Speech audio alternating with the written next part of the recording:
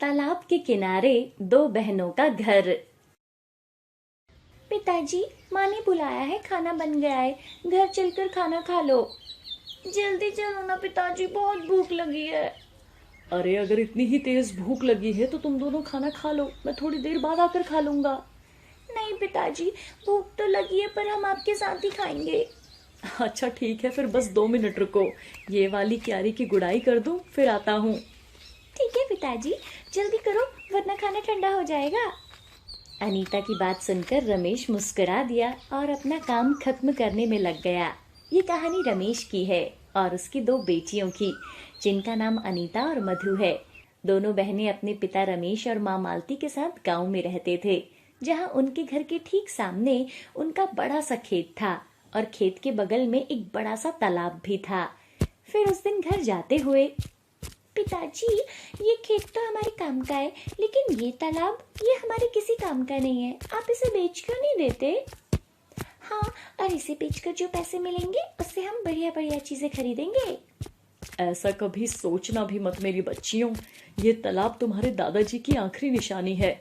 पता है, कई साल लगाकर उन्होंने इसे बड़ी मेहनत से खोदा था। क्या सच में अकेले ही उन्होंने इतना बड़ा तालाब खोद दिया? बातें करते हुए रमेश और उसकी दोनों बेटियां अब घर आ चुके थे। रमेश की पत्नी मालती ने उन सबके लिए खाना लगा दिया और सभी एक साथ बैठकर खाने बैठ गए। फिर खाना खाते हुए, पिताजी, आगे बताओ ना फिर क्या हुआ था? अच्छा, तो तुम दोनों को पूरी कहानी सुननी है? हाँ पिताजी, बताओ ना। तो फिर सुनो। एक बार की बात है, हमारे गांव में कई साल पहले ना भयंकर सूखा पड़ा था। बड़ी मुसीबत की घड़ी थी वो। पर उस घड़ी में भी तुम्हारे दादाजी ने हार नहीं मानी थी।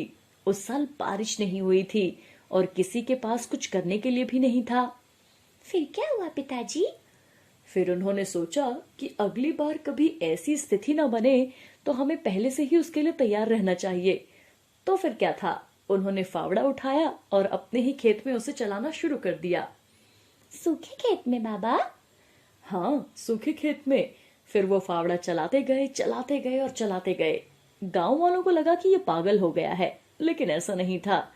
कई महीनों तक वो अकेले ही उस खेत को खोदते रहे और फिर धीरे धीरे उसने एक बड़े से गड्ढे का रूप ले लिया, यानी वो ये तालाब बन गया था। फिर उसमें इतना सारा पानी निकला पिताजी? अरे ऐसे ही थोड़ी ना पानी निकल जाता है। फिर उन्होंने इंतजार किया। जब बारिश आई तो सब देखते ही रह गए, क्योंकि बारिश के बाद अब वो बड़ा सा गड्ढा सुंदर सा तालाब बन चुका था और उसमें ढेर सारा पानी जमा हो गया था। तब जाकर गांव वालों को समझ आया कि बाबा ने असल में बारिश के पानी का संचय किया है, जो अगले साल की बारिश तक सबके काम आने वाला था। अरे वाह, दादाजी ने तो कमाल कर दिया। अब तुम्हारे दादाजी नहीं है, लेकिन उनका दिया हुआ ये तालाब और उनकी सीख की मुसीबत की घड़ी में हार नहीं माननी चाहिए। आज भी हमारे साथ है बेटा। हाँ, सही कहा पिताजी आपने। ओहो, अब कहानी पूरी हो गई हो तो खाना खा लो, सारा खाना ठंडा हो गया है। पिताजी, माँ ना बहुत गुस्से में लग रही है, पर कोई बात नहीं, मुसीबत की घड़ी में हार नहीं माननी चाहिए। अब हम जल्दी से खाना खा लेते हैं, इससे पहले कि बात हाथ से निकल जाए। अनीता और मधु फुसफुसाते हुए हंसने लगते हैं। इसी तरह कई साल बीत गए। फिर एक साल उनके गांव में फिर से सूखा पड़ा। परिवार के लिए बड़ी दिक्कत आ गई थी। रमेश को एक बीमारी ने जकड़ लिया। गर्मी और बीमारी की वजह से रमेश और तालाब दोनों ही सूखते जा रहे थे। रमेश की तबीयत दिन प्रतिदिन बिगड़ने लगी और फिर, माँ, तुम चिंता मत करो, हम पिताजी को शहर लेकर जाएंगे, उनका अच्छा इलाज करवाएंगे माँ। पर इतना पैसा कहाँ है हमारे पास? हम कर्जा ले लेंगे माँ, मैं अभी जाकर साहूकार जी से बात करती हूँ। वो बड़ा बदमाश है अनीता, तुम जरा ध्यान से जाना बेटा। अनीता गांव के साहूकार के पास पहुंची और उसे अपनी घर की सारी दशा बताई। ओहो, रमेश तो अच्छा आदमी है, इसलिए तुम्हें कर्जा दे देता हूँ, लेकिन बदले में क्या गिरवी रखोगी? बताओ। हमारे पास ले देकर बस एक तालाब ही है सेठ जी। अरे उस नाले जैसे गंदे तालाब का मैं क्या करूंगा भाई, उसके बदले तो कोई ढेला भी नहीं देगा। एक काम करो, तुम मुझे अपने खेत के कागज दे दो और 4 लाख रुपए ले लो, ठीक है। अनीता अपना खेत गिरवी नहीं रखना चाहती थी, क्योंकि ले देकर उनकी कमाई का एक वही जरिया था। लेकिन उसे ना चाहते हुए भी सेठ को अपने खेत के कागज देने पड़े और उसने साहूकार से 4 लाख रुपए ले लिए। माँ, तुम चिंता मत करो, देखना पिताजी का इलाज ना अच्छे से हो जाएगा, वो पहले की तरह एकदम ठीक हो जाएंगे। हे भगवान, ऐसा ही हो। थोड़ी देर के बाद पूरा परिवार बस में बैठकर शहर के लिए निकल पड़ा। वो लोग शहर के एक बड़े से अस्पताल में पहुंचे, जहां उन्हें पता चला कि रमेश की किडनी खराब है और इलाज में 6 लाख रुपए लगेंगे। अब मालती और दोनों बहनें चिंता में आ गई थी। उन्हें फिक्र सता रही थी कि बाकी पैसों का इंतजाम कैसे होगा। तभी, बेटा तू एक काम कर, तू मधु को लेकर ना गाँव जा। वहां छोटे वाले कमरे में एक पुराना संदूक है, उसमें मेरे चांदी के कुछ गहने हैं, जल्दी से वो सब लेकर आ जा। पर माँ, उनसे क्या होगा, हमें तो पूरे 2 लाख रुपए और चाहिए। अरे कुछ तो होगा, बाकी का भी देख लेंगे। मालती की बात मानकर दोनों बहनें वापस गांव चली आई और घर पहुंचते ही उन्होंने उस संदूक को खोला। ये पहली बार था जब उन्होंने उस संदूक को खोला था। उस संदूक को खोलते ही सबसे पहले तो ढेर सारी धूल निकली। फिर एक लाल कलर के कपड़े में लिपटी हुई एक पोटली थी, जिसमें मालती के कुछ गहने रखे थे। हे भगवान, मेरी माँ की शादी की निशानी भी अब हमें बेचनी पड़ रही है, हमारी मदद करो भगवान। अनीता की आंखों में आंसू थे। तभी मधु की नजर संदूक की तली पर पड़ी, जो कुछ उठी हुई सी थी। उसने वहां से लकड़ी का वो हिस्सा हटाया तो वहां एक छोटी सी डिबिया पर उसकी नजर पड़ी। दीदी, ये क्या है और इसे इतना छुपाकर क्यों रखा है? पता नहीं, रुक मैं इसे खोलकर देखती हूँ। जैसे ही अनीता ने वो डिब्बी खोली, उसमें एक बड़ी सी चाबी और एक चिट्ठी थी। अनीता ने वो चिट्ठी खोली, जो असल में उसके दादा ने अपने बेटे रमेश के लिए लिखी थी। अनीता ने चिट्ठी को पढ़ना शुरू किया। मेरे बेटे रमेश, मैं जानता हूँ कि तू मुझसे बहुत प्यार करता है, पर अब मेरी उम्र हो चली है बेटा, और ये बीमारी मुझे अपने साथ लेकर ही जाएगी। तूने अपनी पूरी जिंदगी भर की कमाई मेरे इलाज पर खर्च कर दी, लेकिन ये ठीक बात नहीं है। आगे तेरी संतानों को भी पैसे की जरूरत पड़ेगी। एक राज छिपा कर रखा था मैंने तुझसे, ताकि तू या तेरी संतानें सही वक्त आने पर इसका इस्तेमाल कर सकें। तालाब की खुदाई करते वक्त मुझे कुछ मिला था। ये चाबी तेरी सारी समस्याएं खत्म कर देगी। बस याद रखना कि ये चाबी असल में मेरे दिल की है। दीदी, क्या दादाजी ने पैसे या गहने छुपा कर रखे होंगे कहीं? हाँ मधु, लगता तो ऐसे ही है। तो सोचना, जरूर दादाजी के पास कुछ ऐसा था जिसकी मदद से वो खुद का इलाज करा सकते थे, लेकिन उन्होंने हमारे पिताजी और हमारे लिए छोड़ दिया और अपने प्राणों का बलिदान कर दिया। पर सवाल ये है कि क्या बाबा को इसके बारे में कुछ भी नहीं पता चला? अरे खुद ही सोचो ना, कैसे पता चलता? कितना छुपाकर तो रखा है इस डिब्बी को दादाजी ने। वो तो पता नहीं कैसे मेरी नजर पड़ गई इस पर। लेकिन दीदी, ये चिट्ठी के आखिर में किस तरह की पहेली है? हम दादाजी का दिल निकाल कर कहाँ से लाएंगे? अरे बुद्धू, वो किसी तरफ इशारा कर रहे हैं। उन्होंने कहा ना कि ये चाबी मेरे दिल की है। इसका मतलब कोई ऐसी चीज जो उनके दिल के सबसे करीब थी। उनके दिल के सबसे करीब तो पिताजी है, पर पिताजी में चाबी थोड़ी लगेगी, कुछ और सोच। हाँ दीदी, उनके दिल के करीब तो वो तालाब ही है जो उन्होंने बहुत मेहनत से खुद ही खोदा था। शाबाश, सही कहा। पर इतने बड़े तालाब में हम ये चाबी कहाँ लगाएंगे? किस जगह? सोच मधु, सोच। दीदी, चाबी तो किसी ताले में ही लगेगी और तालाब जरूर किसी चीज की तो सुरक्षा कर रहा होगा। हाँ, जैसे कोई पुराना संदूक लेके। वो संदूक पूरे तालाब में कहाँ है, कैसे पता चलेगा? और पूरा तालाब खोदने में तो बहुत वक्त लग जाएगा ना। हाँ, और डॉक्टर ने जल्दी पैसे मंगवाए हैं, क्या करें दीदी? मिल गया, मान गई। दादाजी तो बहुत समझदार थे। मतलब उन्होंने एक ही पहेली में 2 उत्तर दिए हैं। उनके दिल की चाबी मतलब तालाब, और दिल कहाँ होता है? शरीर के बीचों बीच। तो हम ना तालाब के बीचों बीच खुदाई करेंगे, वो भी रात को। वाह दीदी, क्या दिमाग पाया है आपने। वैसे दीदी, एक बात तो माननी पड़ेगी, दादाजी बहुत समझदार थे, लेकिन शायद वो ये जानते थे कि उनकी आने वाली पीढ़ियां भी बहुत समझदार होंगी, तभी तो उन्होंने इतनी मुश्किल पहेली रखी थी। मधु की बात सुनकर अनीता मुस्कुरा दी और फिर रात में उन दोनों ने तालाब के बीचों बीच खुदाई शुरू कर दी। और थोड़ी सी खुदाई के बाद ही उन्हें वहां से वाकई एक संदूक मिला और फिर जब उसे खोला गया तो उसमें ढेर सारे सोने के सिक्के थे। दीदी, क्या ये सोने के सिक्के हैं?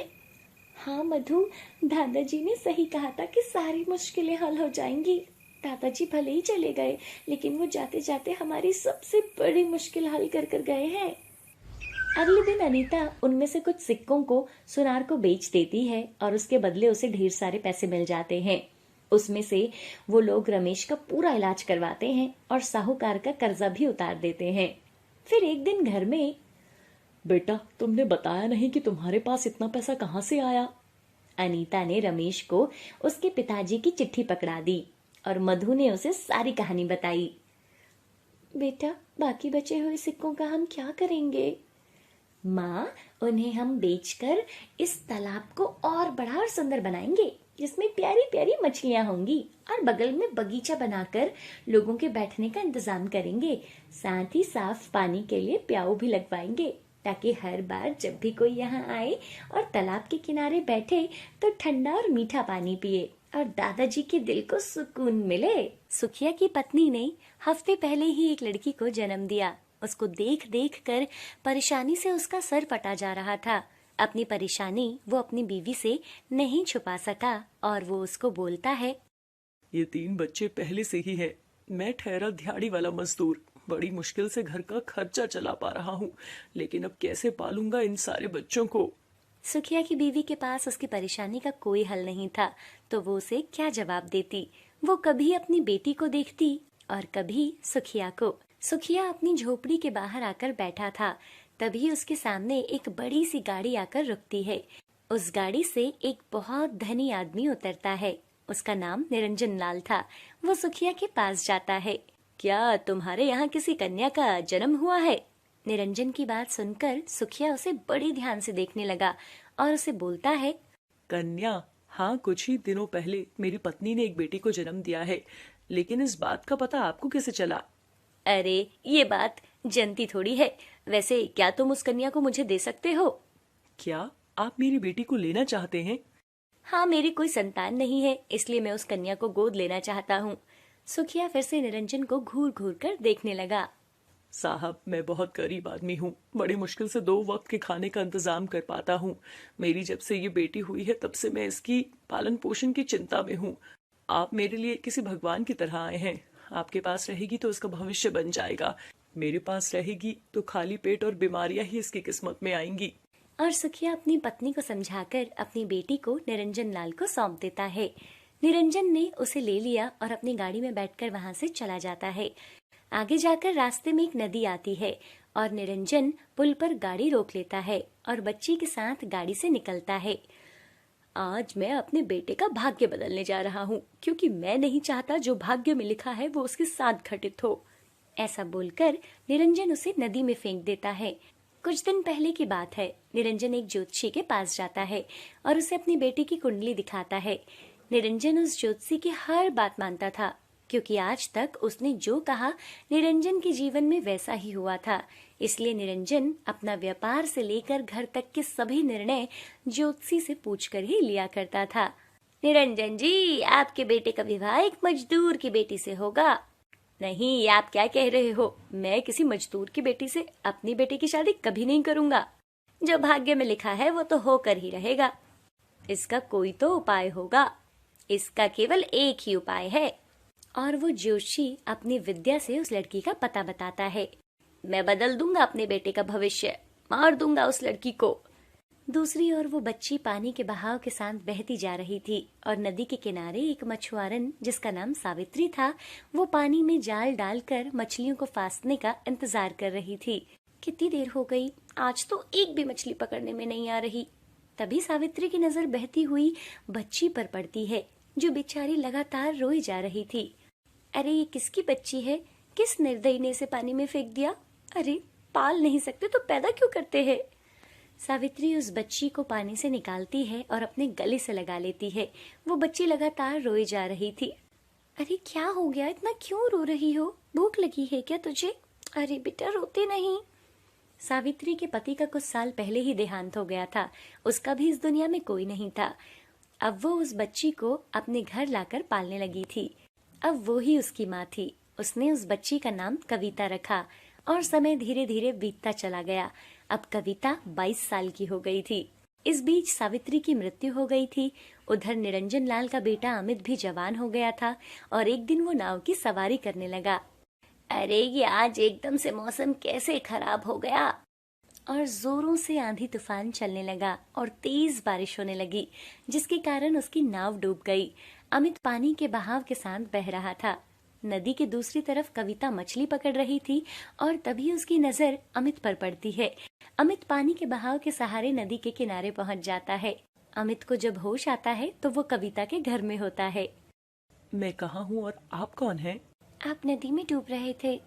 और कविता उसको सारी बात बताती है। कविता की बात सुनकर अमित को उससे प्रेम होने लगता है और वो अपनी प्रेम का इजहार कविता से कर देता है। कुछ दिनों के बाद वो मंदिर में जाकर शादी कर लेते हैं। अमित कविता को अपने साथ अपने घर ले जाता है और अपने पिता को सारी बात बताता है। तुमने इस लड़की से शादी कर ली, इसका कुल क्या है और खानदान क्या है?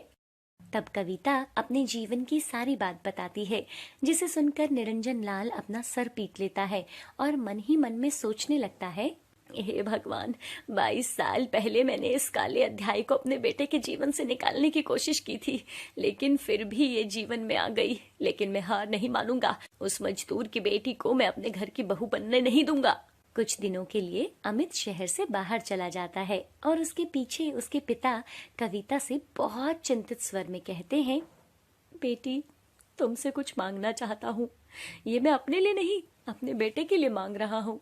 क्या तुम मेरी बात मानोगी या फिर मेरे बेटे के जीवन को खतरे में डालोगी? ये आप कैसी बातें कर रहे हैं पिताजी? मुझे तो कुछ भी समझ में नहीं आ रहा है। मैंने अपने बेटे की कुंडली ज्योतिषी बाबा को दिखाई थी। उन्होंने बताया कि अगर तुम दोनों एक साथ रहे तो तुम्हारे पति की मृत्यु हो जाएगी। नहीं पिताजी, मैं सच बोल रहा हूँ। ज्योतिषी बाबा की आज तक कोई भी बात गलत नहीं हुई है। मैं तुम्हारे आगे हाथ जोड़ता हूँ बेटी, तुम ये घर छोड़कर चली जाओ। मैं जिंदगी भर तुम्हारा आभारी रहूंगा। कविता निरंजन लाल की बात मानकर वो शहर छोड़कर चली जाती है।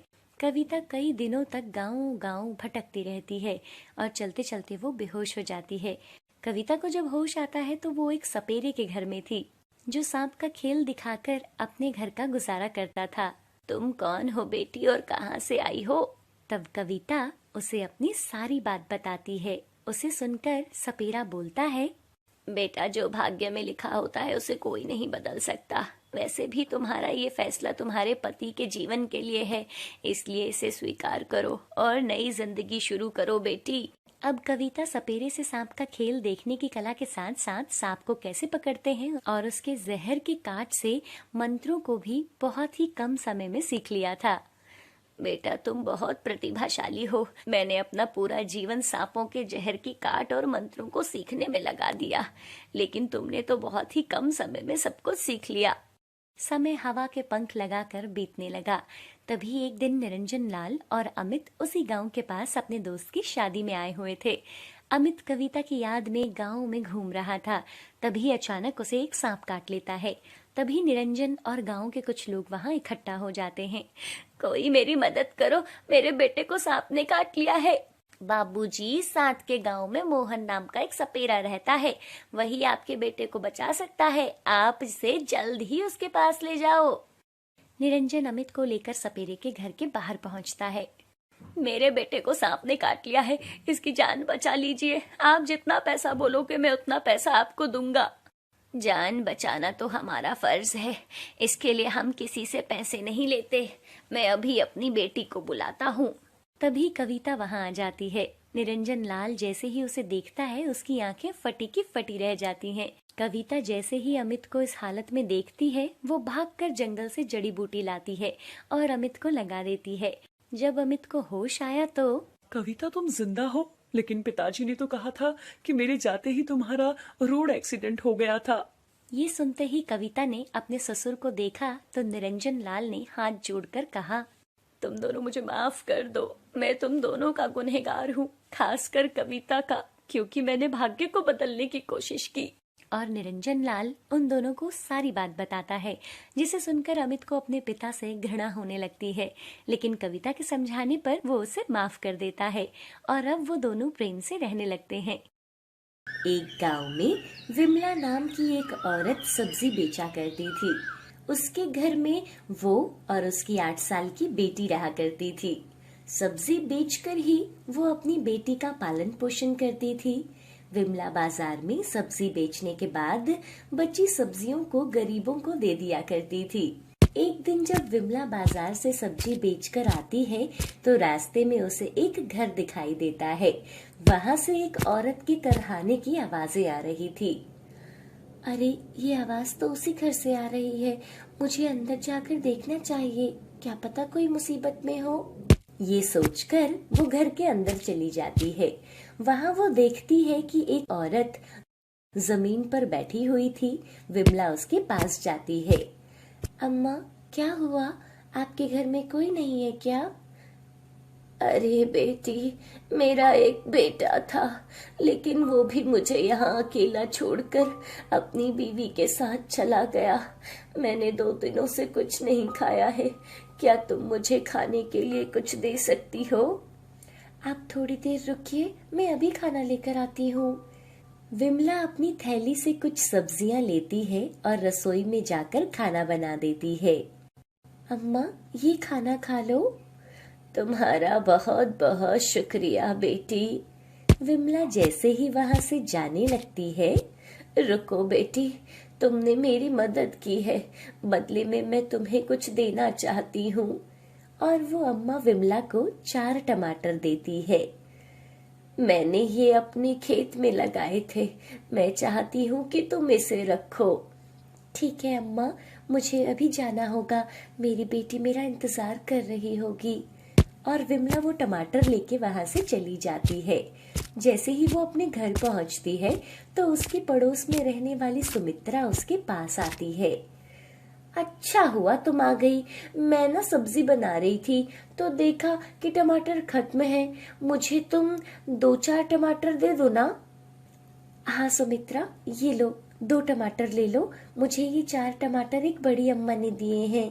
और सुमित्रा 2 टमाटर लेकर वहां से चली जाती है। सुमित्रा हमेशा विमला से कुछ न कुछ मांगती रहती थी, लेकिन विमला ने कभी उसे किसी चीज के लिए इनकार नहीं किया। विमला अपने घर के अंदर जाती है और अपनी बेटी के लिए खाना बनाती है। तभी वहां सुमित्रा आती है।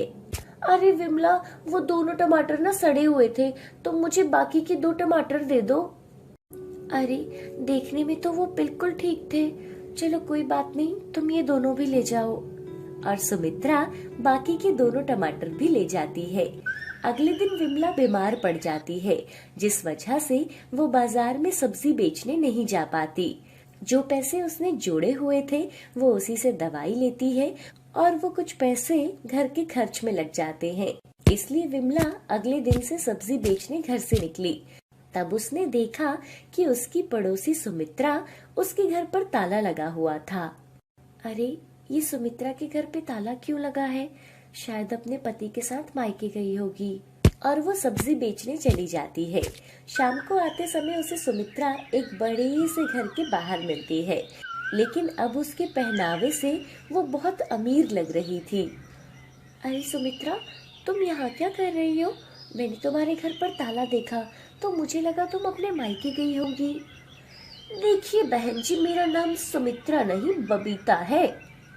पर आपकी शक्ल हूबहू मेरी पड़ोसी सुमित्रा से मिलती है। जी नहीं, मैं वो नहीं हूँ, आप यहाँ से चली जाइए। उसकी बातें सुनकर विमला वहाँ से चली जाती है। जब वो घर पर पहुँचती है तो उसके पास पड़ोस की 2 औरतें आती है। अरे विमला, तुम्हें पता है सुमित्रा ने नया घर खरीदा है। ना जाने उसके पास इतने पैसे कहाँ से आ गए।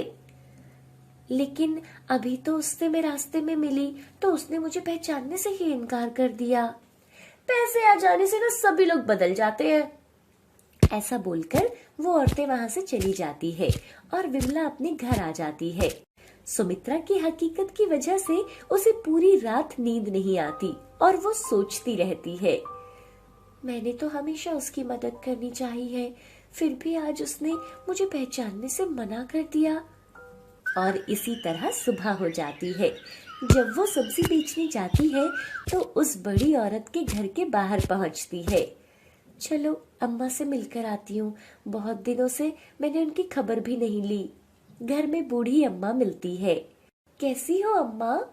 मैं तो ठीक हूँ बेटी, लेकिन तुम मुझे ठीक नहीं लग रही।